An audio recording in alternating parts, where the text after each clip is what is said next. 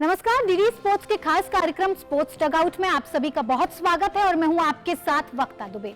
आज हम आपके लिए लेकर आए हैं खेल जगत की बड़ी सुर्खियां, दिन भर की अहम खबरें, खास रिपोर्ट और आपके पसंदीदा खिलाड़ियों की दिलचस्प कहानियां भी। साथ ही साथ आपको दिखाएंगे सोशल मीडिया की चर्चा और खेल इतिहास के सुनहरे पलों की झलक भी। तो बने रहिए स्पोर्ट्स डगआउट के साथ, क्योंकि आपको यहाँ मिलेगा खेल की दुनिया का हर रंग, हर जज्बा सिर्फ आपके लिए। शुरुआत करते हैं आज की बड़ी सुर्खियों के साथ।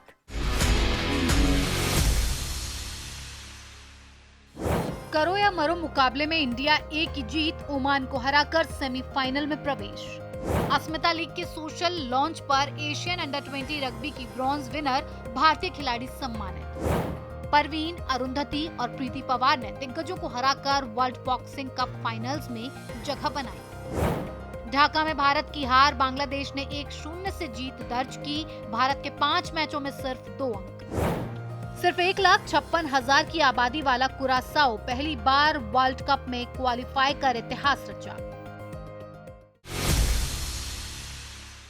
दोहा में एशिया कप राइजिंग स्टार्स 2025 में इंडिया ने एक बार फिर अपनी दमदार मौजूदगी दर्ज कराई है। इंडिया ए ने ओमान को हराकर 6 विकेट के बाद सेमीफाइनल्स में अपनी जगह को पक्का कर लिया है। गेंदबाजी, बल्लेबाजी और रणनीति तीनों ही मोर्चों पर टीम ने शानदार और बेहतर प्रदर्शन किया है। आइए आपको दिखाते हैं इससे जुड़ी एक खास रिपोर्ट।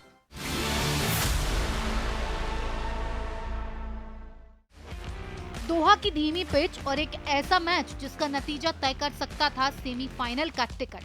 पाकिस्तान ए के खिलाफ पहले मैच में हार के बाद इंडिया ए के लिए ये मुकाबला करो या मरो जैसा था। ओमान ने टॉस जीतकर बल्लेबाजी चुनी और पावर प्ले में तेज शुरुआत भी की। 52 रन सिर्फ 6 ओवर में, लेकिन फिर भारतीय गेंदबाजों ने खेल पलट दिया। शुरुआत में चौको छक्कों की बारिश के बाद अगले 14 ओवरों में ओमान सिर्फ 83 रन ही जोड़ सका। सुयश शर्मा ने 2 विकेट झटके, जबकि हर्ष दुबे ने अपने 4 ओवर में 1 विकेट और 30 रन देकर असल में ओमान की गति पर ब्रेक लगा दिया। नमन धीर ने भी पार्ट टाइम स्पिन से कमाल किया। 2 ओवर में सिर्फ 5 रन, 1 विकेट। नतीजा, ओमान की पारी 20 ओवर में 135 रनों पर 7 विकेट के साथ थम गई। 136 रन के लक्ष्य का पीछा करते हुए इंडिया ए की शुरुआत डगमगाई। वैभव सूर्यवंशी सिर्फ 12 और प्रियांश आर्य 10 रन बनाकर आउट हो गए। लेकिन यहीं से मैच में आया असली मोड़, नमन धीर और हर्ष दुबे की साझेदारी। नमन ने 19 गेंदों पर 30 रन जोड़े और टीम को स्थिरता प्रदान की। और फिर हर्ष दुबे, जिन्हें प्रमोट कर नंबर 4 पर भेजा गया। शुरुआती 14 गेंदों पर केवल 8 रन, लेकिन इसके बाद गियर बदलते हुए उन्होंने अगले 30 गेंदों पर 45 रन जोड़ दिए। स्वीप शॉट, पुल और स्ट्राइक रोटेशन दुबे ने सबका सही इस्तेमाल किया। दोहा की कठिन पिच पर खेली गई ये उनकी पहली T20 50 थी और इसी 53 रन ने पूरा मैच वहीं से एक तरफा कर दिया। नेहल वधेरा ने भी 23 रन जोड़कर सहयोग दिया। जीत का चौका जड़ते हुए कप्तान जितेश शर्मा ने अपने T20 करियर के 3000 रन भी पूरे किए। इंडिया ए ने लक्ष्य 17.5 ओवर में हासिल कर लिया और ग्रुप बी में दूसरे स्थान पर रहते हुए सेमीफाइनल्स में प्रवेश कर लिया। अब टीम शुक्रवार को ग्रुप ए की टॉप टीम से भिड़ेगी और अगर सब कुछ योजना के मुताबिक रहा तो फाइनल में एक बार फिर पाकिस्तान ए से महामुकाबला देखने को मिल सकता है। हर्ष दुबे की 50 और गेंदबाजी की सटीकता ने इंडिया ए को इस टूर्नामेंट में फिर से मजबूत दावेदार बना दिया है। अब नजरें सेमीफाइनल पर, जहां जीत भारत को खिताब से सिर्फ एक कदम दूर ले आएगी। देश में महिलाओं की खेल भागीदारी को बढ़ाने के लिए शुरू की गई अस्मिता विमेंस लीग अब एक जन आंदोलन का रूप ले चुकी है और इसी पहल में सोशल मीडिया लॉन्च के दौरान युवा मामले एवं राज्य खेल मंत्री श्री रक्षा खडसे ने अंडर-20 रग्बी में ब्रॉन्ज मेडल जीतने वाली भारतीय टीम के युवा खिलाड़ियों को सम्मानित किया। चलिए देखते हैं कि ये कहानी कैसे बदल रही है भारत में महिला खेलों की तस्वीर।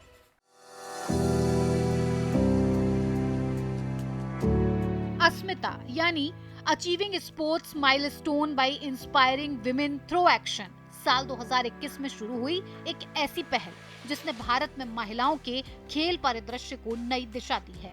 मिशन जेंडर न्यूट्रल, लेकिन नतीजा बेहद प्रभावशाली।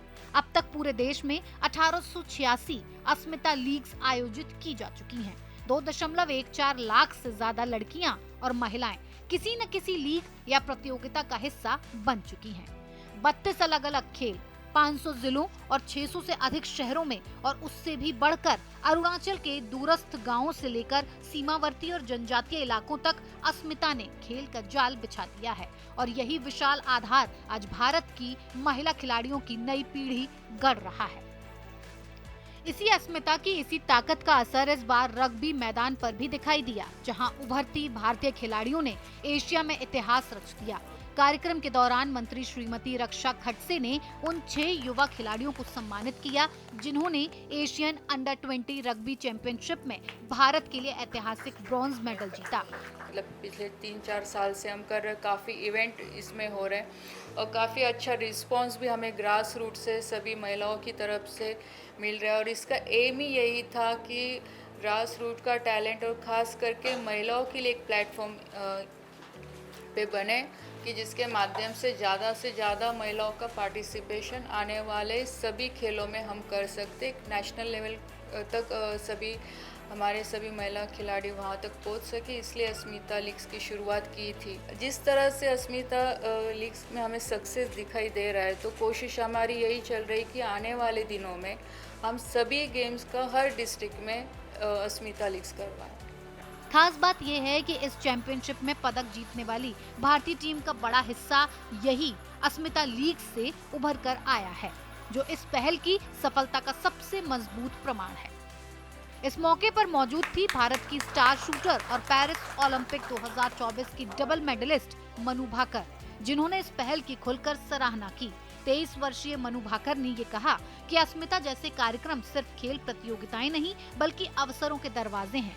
I believe that if we aim at 2036 Olympic Games and if our target is to do something big for the country, for sports and for women in sports, I believe that platforms like Khelo India and now Asmita are very, very important, because somewhere we all know that India has a very big population and we all talk about that India has so much talent, but to find the talent and to nurture the talent, we need certain programs, and I believe that Asmita is going to do wonders for this, and I wish the best to this program. अस्मिता ने साबित कर दिया है कि जब अवसर बराबर हो तो प्रतिभा किसी भी कोने से निकलकर अंतर्राष्ट्रीय मंच तक पहुंच सकती है। ये सिर्फ लीग नहीं बल्कि महिलाओं के खेल सशक्तिकरण की चलती हुई कहानी है, जिसके नए अध्याय हर साल लिखे जा रहे हैं।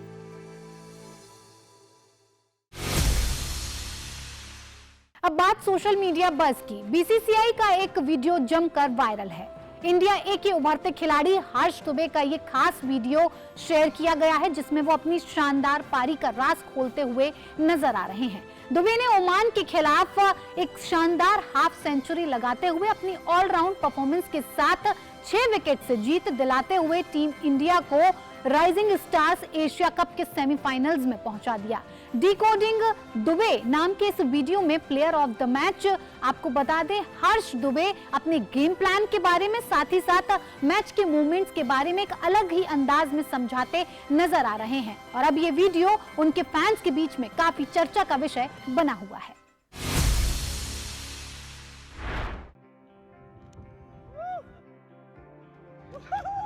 हंसा दिया यार इतना आखिर में।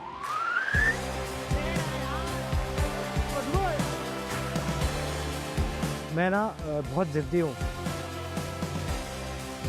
जिससे मुझे पता है कि मैं अपना cricket as a opener batsman शुरू किया, तो मुझे पता है कि मेरे अंदर वो बैट्समैन अभी भी है। और फिर बॉलिंग का तो ऑब्वियसली मेरा जो प्लान हमेशा से रहता है कि मैं जितना हो सकता है विकेट्स लेने जाऊँ, और इवेंचुअली मुझे 1 विकेट मिला। थोड़ा अनलकी रहा, 1-2 बॉल बहुत क्लोज गए, बट वो तो पार्ट एंड पार्सल है। मुझे ना बैटिंग का अपॉर्चुनिटी नहीं मिल रहा था, और इवन मुझे लास्ट ईयर भी स्टेट में 1-2 बार ऊपर प्रमोट किया था जीतू भाई ने, बट वो मैं जो अपॉर्चुनिटी थी उसको कन्वर्ट नहीं कर पाया। बट इस बार मेरा यही था कि मुझे जब भी अपॉर्चुनिटी मिलेगी, जैसे कल मीटिंग में भी बात हुई थी कि क्लैरिटी दिया सबको, सबका रोल क्या है। मुझे इतना पता है कि लेफ्टी राइटी का कॉम्बिनेशन या फिर एक लेफ्ट हैंडर जब तक आखिरी तक खड़े रहेगा तो सामने वाले टीम के पास मोस्टली एक लेफ्ट आर्म एक लेगी तो रहता ही है। तो वही मेरा था कि अगर मुझे मेरे एरिया में मिल रहा है या मेरे आर्क में बॉल आ रहा है तो मैं उसको कन्वर्ट करूँ। तो फिर मुझे यही रोल दिया था कि मैं अगर नमन नहीं रहा तो मुझे आखिरी तक लेके जाना है। तो फिर मैं वही सोच रहा था कि मैं कितना हो सकता है गेम डीप लेके जाऊँ ताकि मैं वहाँ से मैं गेम को कंट्रोल कर पाऊँ। जो हमने फर्स्ट मैच और थर्ड मैच में खेला है वही गेम हम कंटिन्यू करेंगे और इंडिया को ये ट्रॉफी जिता के लाएंगे।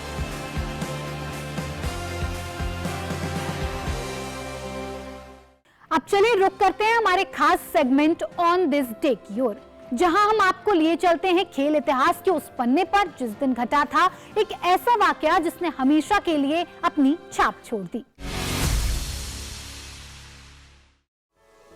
आज ऑन दिस डे में बात उस तारीख की जब अहमदाबाद के नरेंद्र मोदी स्टेडियम में करोड़ों भारतीय फैंस की उम्मीदें अधूरी रह गईं।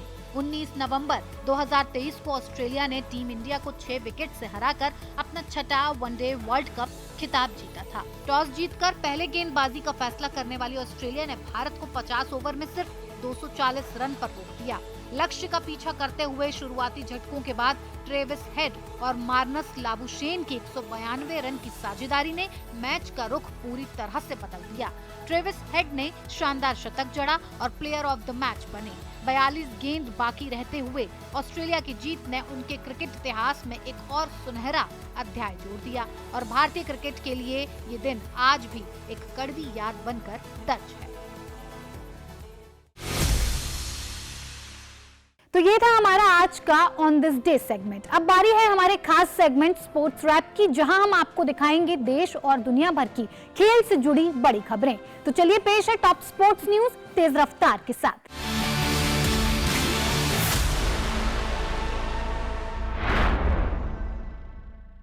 स्पेन ने आखिरकार 2026 वर्ल्ड कप का टिकट पक्का कर लिया, लेकिन सेविल में टर्की के खिलाफ 2-2 के ड्रॉ ने यूरोपीय चैंपियन को जमकर डराया। मैच के चौथे मिनट में डैनी ओल्मो ने बढ़त दिलाई, लेकिन टर्की ने पहले हाफ के 42वें मिनट में बराबरी कर दी। दूसरे हाफ में 54वें मिनट में सलिए ओस्कान के गोल ने पूरे स्टेडियम को शांत कर दिया। हालांकि 8 मिनट बाद मिकेल ओयारज़बाल ने स्कोर 2-2 कर स्पेन को पहली घरेलू क्वालिफायर हार से बचा लिया और इस ड्रॉ के साथ स्पेन का अजेय सफर 31 मैच तक पहुंच गया और 1978 से जारी लगातार क्वालिफिकेशन का सिलसिला बरकरार रहा। 2026 में स्पेन अपना 17वां विश्व कप खेलेगा।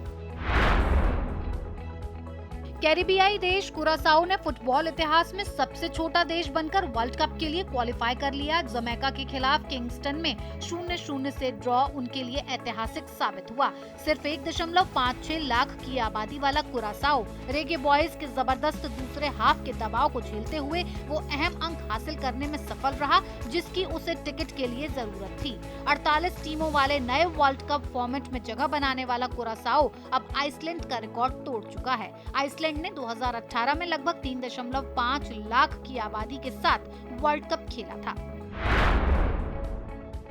यूरोपीय क्वालिफाइंग के आखिरी दौर में मंगलवार का दिन बड़ा रहा, जब ऑस्ट्रिया, बेल्जियम और स्विट्जरलैंड तीनों 2026 वर्ल्ड कप के लिए क्वालिफाई कर गए। ऑस्ट्रिया ने बोस्निया के खिलाफ 1-1 से ड्रॉ खेलकर ग्रुप एच जीता और 1998 के बाद पहली बार विश्व कप में जगह बनाई। बेल्जियम ने लिंकेस्टाइन को 7-0 से रौंदकर अपना टिकट पक्का किया। वहीं स्विट्जरलैंड ने कोसोवो के साथ 1-1 से ड्रॉ खेलकर अपनी क्वालिफिकेशन तय कर ली। यूरोप के 5 ऑटोमेटिक स्लॉट भरे और अगले साल अमेरिका, कनाडा और मैक्सिको में होने वाले वर्ल्ड कप में 3 नई टीमों की एंट्री हो गई। भारतीय फुटबॉल टीम को AFC एशियन कप 2027 क्वालिफायर में एक और झटका लगा। ढाका में भारत को बांग्लादेश ने 1-0 से हराया। पहले हाफ में शेख मुरसलीन ने गोल दागकर भारत को बैकफुट पर भेज दिया और इसके बाद पूरे मैच में भारत बराबरी का गोल नहीं ढूंढ पाया। खालिद जमील की टीम के अब 5 मैचों में सिर्फ 2 अंक हैं और अभी तक एक भी जीत नहीं मिली। ये बांग्लादेश की क्वालिफायर में पहली जीत है और अब वो 5 अंकों के साथ ग्रुप टेबल में भारत से ऊपर पहुंच गया है। विश्व नंबर 1 कार्लोस अल्कराज ने चोट के चलते डेविस कप फाइनल से नाम वापस ले लिया है। इटली के बोलोनिया में होने वाले फाइनल से पहले अल्कराज हैमस्ट्रिंग की समस्या से जूझ रहे थे। वहीं पैर, जिसमें ATP फाइनल्स में यानिक सिनर के खिलाफ मैच के दौरान दिक्कत हुई थी, वो मैच तो खेल गए लेकिन स्ट्रैपिंग के साथ। अब स्पेन की टीम गुरुवार को क्वार्टर फाइनल में चेकिया से भिड़ेगी और अल्कराज की गैर मौजूदगी टीम के लिए बड़ा झटका मानी जा रही है। 3 साल यूएई में धमाल मचाने के बाद वर्ल्ड टेनिस लीग अब भारत में पहली बार आयोजित होने जा रही है। 17 से 20 दिसंबर तक बेंगलुरु के एसएम कृष्णा टेनिस स्टेडियम में इस टूर्नामेंट का चौथा एडिशन खेला जाएगा। दुनिया के top stars Daniil Medvedev, Nick Kyrgios, Elena Rybakina, Paula Badosa और रोहन बोपन्ना इस लीग का हिस्सा होंगे। भारतीय खिलाड़ी जैसे यूकी भांबरी, अंकिता रैना, श्रीवल्ली, माया राजेश्वरन और सहजा यमलापल्ली को भी मौका मिलेगा। भारत में टेनिस को और ऊंचाई देने की दिशा में ये बड़ा आयोजन माना जा रहा है। भारत के खिलाफ गुवाहाटी में दूसरे टेस्ट से पहले दक्षिण अफ्रीकी टीम को 2 बड़ी चोट चिंताएं घेर रही हैं। ऑफ स्पिनर साइमन हार्मर कंधे की चोट से जूझ रहे हैं, जबकि तेज गेंदबाज मार्को यानसेन भी हल्की चोट के चलते मेडिकल जांच करवा चुके हैं। दोनों को कोलकाता के उसी अस्पताल में दिखाया गया जहां शुभमन गिल का इलाज हुआ था। ये साफ नहीं है कि दोनों खिलाड़ी 22 नवंबर से शुरू होने वाले टेस्ट में उपलब्ध रहेंगे भी या नहीं, जबकि दोनों ने कोलकाता टेस्ट में भारत पर 30 रन की ऐतिहासिक जीत में अहम भूमिका निभाई थी। भारतीय महिला क्रिकेट टीम की बांग्लादेश के खिलाफ होने वाली व्हाइट बॉल सीरीज अब टल गई है। बीसीसीआई अब इसी विंडो में टीम के लिए किसी दूसरे विरोधी की तलाश कर रहा है। कोलकाता और कटक में 3 ओडीआई और 3 टी20 होने थे, जो अब आगे के कैलेंडर में समायोजित किए जाएंगे। ये सीरीज टीम इंडिया की विश्व कप जीत के बाद पहला असाइनमेंट होती, लेकिन अब खिलाड़ियों को दिसंबर में नए प्रतिद्वंदी का इंतजार करना होगा, जिसके बाद वो सीधे WPL फ्रेंचाइजियों से जुड़ेंगी। फिडे वर्ल्ड कप 2025 के क्वार्टर फाइनल के पहले गेम में अर्जुन एरिगेसी और चीन के वेई यी के बीच मैच ड्रॉ पर खत्म हुआ। महज 1 घंटे चले मुकाबले में 10वें से 17वें मूव तक लगातार एक्सचेंज होते रहे। स्पष्ट था कि दोनों खिलाड़ी बस शुरुआत में एक दूसरे को परखना चाहते थे। दिन का एकमात्र निर्णायक मैच उज्बेकिस्तान के नोदिरबेक याकुबोएव और जर्मनी के अलेक्जेंडर डोनचेंको के बीच हुआ, जहां डोनचेंको की आक्रामक शुरुआत उल्टी पड़ गई और 20वें मूव तक वो हार की स्थिति में पहुंच गए। शहीद विजय सिंह पाठक इंडोर स्टेडियम में खेली जा रही वर्ल्ड बॉक्सिंग कप फाइनल्स में भारतीय महिला मुक्केबाजों ने धमाकेदार प्रदर्शन किया। परवीन हुडा, अरुंधति चौधरी और प्रीति पवार तीनों ने बड़े बड़े नामों को मात देकर फाइनल में जगह बनाई। सस्पेंशन के बाद लौट रही परवीन ने पोलैंड की सिल्वर मेडलिस्ट को 3-2 से हराया, जबकि अरुंधति का मुकाबला रेफरी स्टॉपेज के जरिए खत्म हुआ। बीमारी से उबरकर लौटी प्रीति ने 3 बार की विश्व चैंपियन हुआंग शियाओ वेन को 4-0 से चौंकाया। कुल 18 भारतीय खिलाड़ी फाइनल में पहुंच चुके हैं, जो घरेलू बॉक्सिंग के लिए बड़ा संदेश है। स्पोर्ट्स रैप से आगे बढ़ते हुए अब बात करते हैं हमारे बर्थडे स्पेशल सेगमेंट की, जहां हम मना रहे हैं उन खिलाड़ियों का जन्मदिन जिन्होंने अपने शानदार खेल से सभी को प्रभावित किया है। चलिए जानते हैं उनके बारे में कुछ खास और अहम बातें।